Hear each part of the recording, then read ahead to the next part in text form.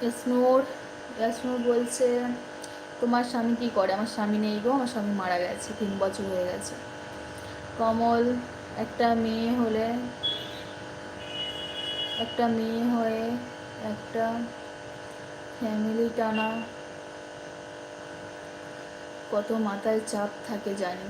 তাহলে আমার জায়গাটা এসে বোঝো তো, আমাকে কতটা পরিশ্রম করতে হয়, কতটা টেনশানে থাকি। কালকে তো সারা রাত ঘুমাইনি, বুঝেছো?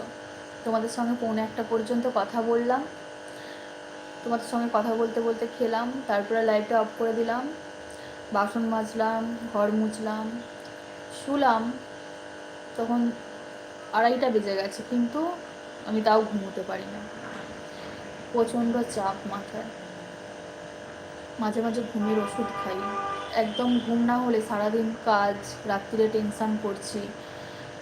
কী বলো তো, একা থাকি তো, একা থাকলে আবার বেশি টেনশান হয়। যতক্ষণ এখন আমি সোশ্যাল মিডিয়ায় কাজ করছি বলে, যতক্ষণ তোমাদের